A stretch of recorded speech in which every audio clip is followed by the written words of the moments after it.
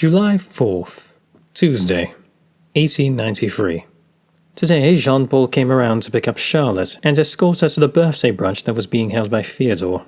I had received an invitation from Bart, but he hardly expected me to come, as I nearly forgot until I saw my son. Almost surprisingly, Jean-Paul did not detest nor throw any complaints when I said I was going to come along.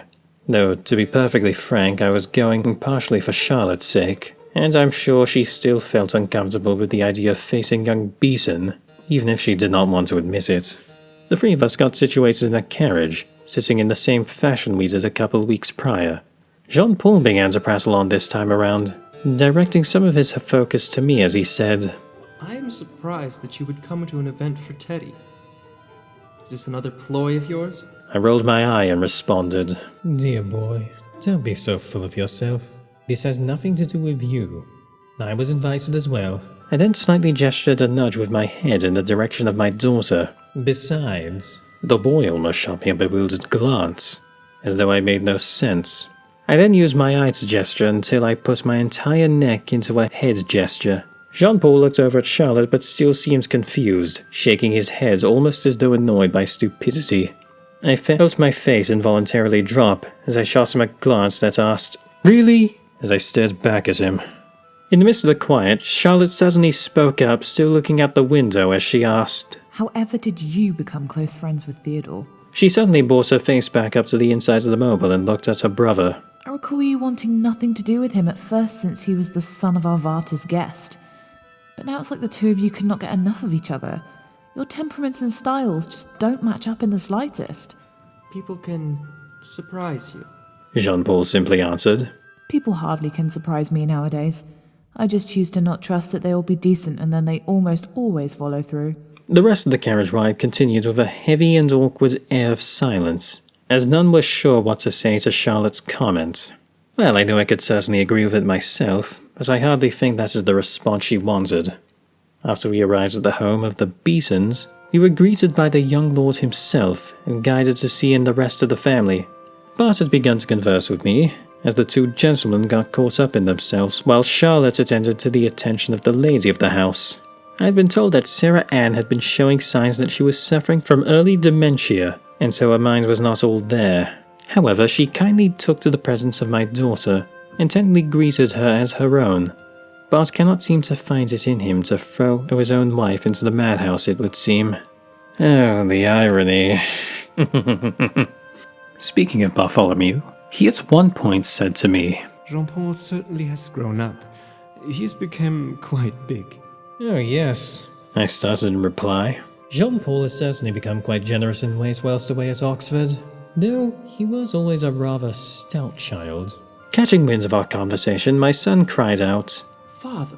"Ah, but playing with Theodore helped thin you out and build up your latent muscles. Molly feeds you too well, it would seem. And herself." Watch your next words carefully. "There is nothing wrong with a woman who has meat on her bones. You're taking this too much to heart. At the very least, we can say a part of your thickness is to do with the brawn you have, though your muscles will probably never compare to Charlotte's." Theodore chimed in this time and asked, "Charlotte has more muscle than Jean-Paul? I don't think, as a lady, she would appreciate such comments, especially if made in jest." "Have you seen her arms? I'm sure despite your height over her, that Charlotte could easily throw you over her shoulders like a wrestler."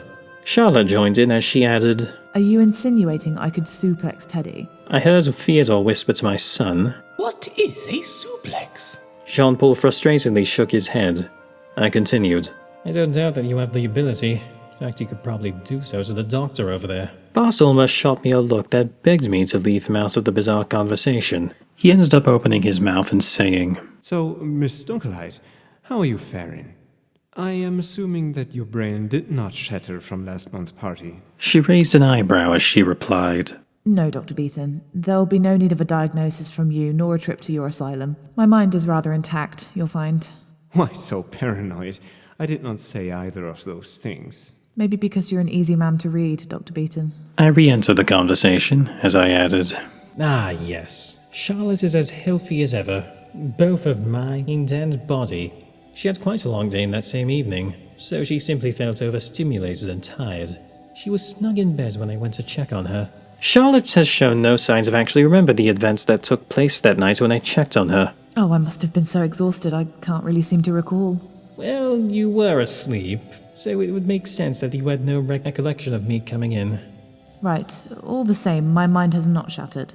She looked back and gave the man's wife a tender glance. This is not the most topic-appropriate conversation for such an event, however. We should be making merry on Teddy's 27th birthday? Oh, right. Theodore's voice rang out. Brunch shall be served at any moment. So will it just be us Dunkel Heights and the Beatons? I almost expected you, of all people, to host a grand party. Saving it up for your big 30 instead. Well, I wanted the private and intimate moment with the people I hold most dear.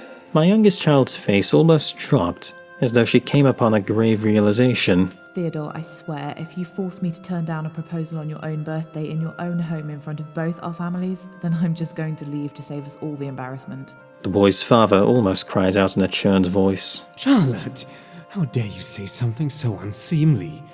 Are you really that full of yourself? I broke out in laughter, however, causing Bartholomew to just shoot me a bewildered glance. I chittered.